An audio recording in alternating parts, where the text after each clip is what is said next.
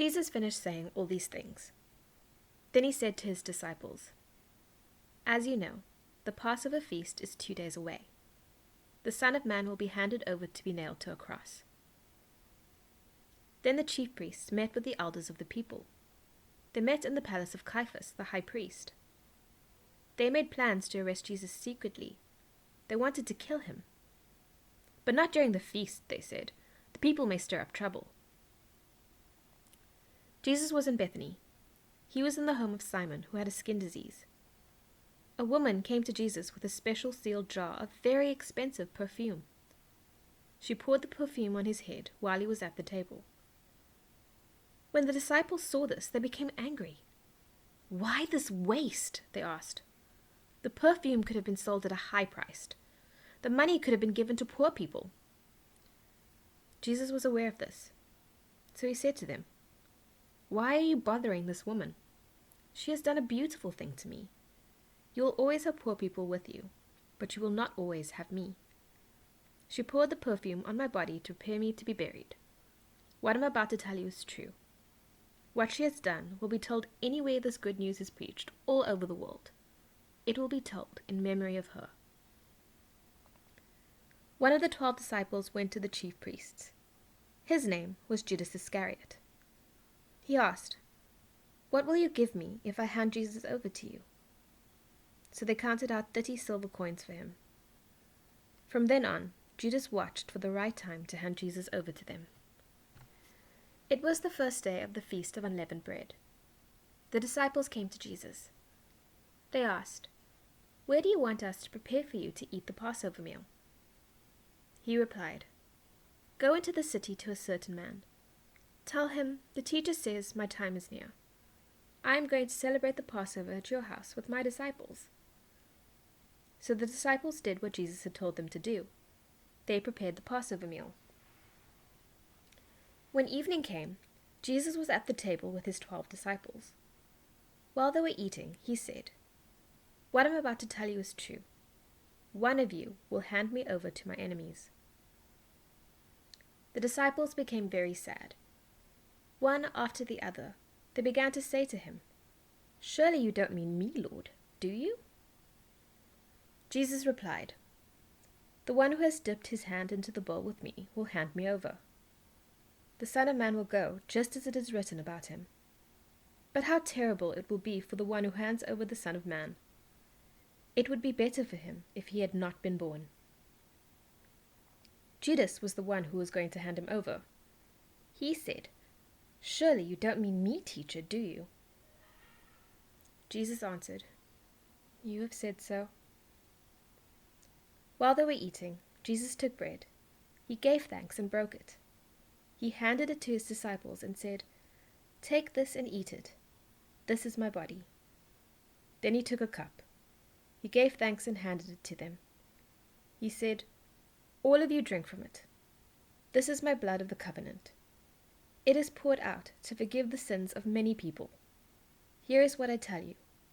From now on, I won't drink wine with you again until the day I drink it with you in my Father's kingdom." Then they sang a hymn and went out to the Mount of Olives. Jesus told them, "This very night you will all turn away because of me. It is written that the Lord said, 'I will strike the shepherd down, then the sheep of the flock will be scattered.' But after I rise from the dead, I will go ahead of you into Galilee." Peter replied, "All the others may turn away because of you, but I never will." "What I'm about to tell you is true," Jesus answered. "It will happen tonight. Before the rooster crows, you will say 3 times that you don't know me." But Peter said, "I may have to die with you, but I will never say I don't know you." And all the other disciples said the same thing. Then Jesus went with his disciples to a place called Gethsemane. He said to them, "Sit here while I go over there and pray." He took Peter and the 2 sons of Zebedee along with him. He began to be sad and troubled. Then he said to them, "My soul is very sad. I feel close to death. Stay here, keep watch with me." He went a little further. Then he fell with his face to the ground He prayed, "My Father, if it is possible, take this cup of suffering away from me.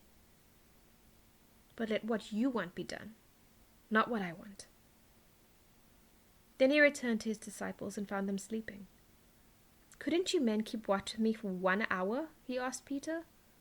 "Watch and pray. Then you won't fall into sin when you are tempted. The spirit is willing, but the body is weak."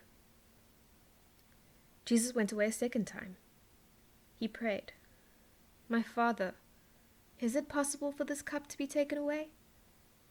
But if I must drink it, may what you want be done." Then he came back. Again he found them sleeping. They couldn't keep their eyes open. So he left them and went away once more. For the third time he prayed the same thing. Then he returned to the disciples. He said to them, "Are you still sleeping and resting? Look, the hour has come. The Son of Man is about to be handed over to sinners.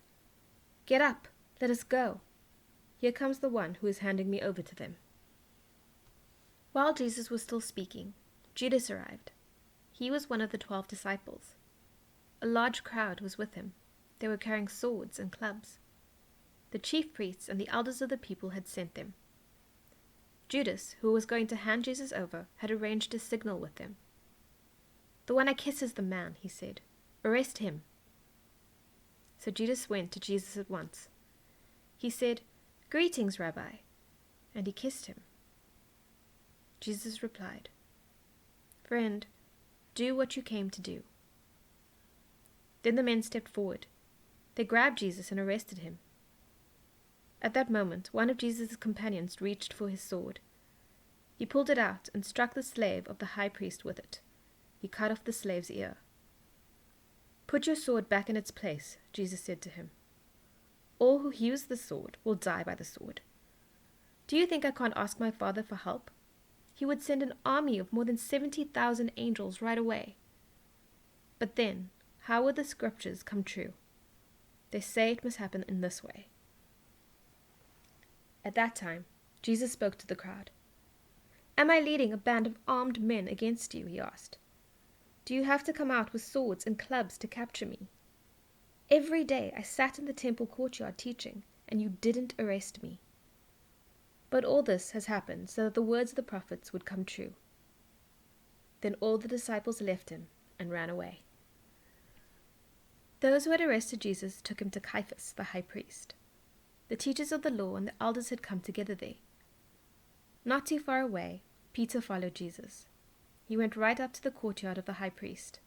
He entered and sat down with the guards to see what would happen.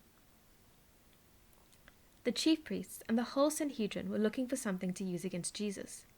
They wanted to put him to death. But they did not find any proof, even though many false witnesses came forward. Finally, 2 other witnesses came forward. They said, "This fellow claimed, 'I am able to destroy the temple of God. I can build it again in 3 days.'" Then the high priest stood up. He asked Jesus, "Aren't you going to answer? What are these charges that these men are bringing against you?" But Jesus remained silent. The high priest said to him, "I am commanding you, in the name of the living God. May he judge you if you don't tell the truth. Tell us if you are the Messiah, the Son of God." "You have said so," Jesus replied. "But here's what I say to all of you. From now on, you will see the Son of Man sitting at the right hand of the Mighty One. You will see the Son of Man coming on the clouds of heaven." Then the high priest tore his clothes.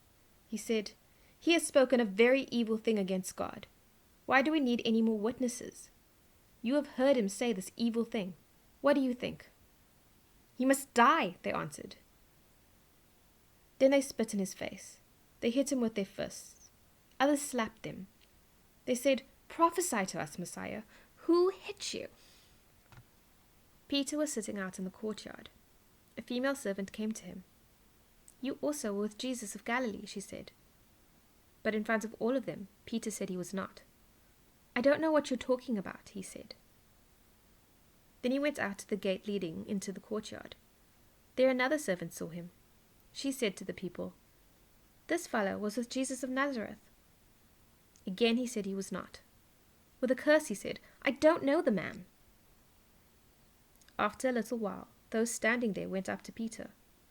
"You must be one of them," they said. "The way you talk gives you away." Then Peter began to curse and said to them, "I don't know the man." Right away a rooster crowed. Then Peter remembered what Jesus had said. "The rooster will crow," Jesus had told him. "Before it does, you will say 3 times that you don't know me."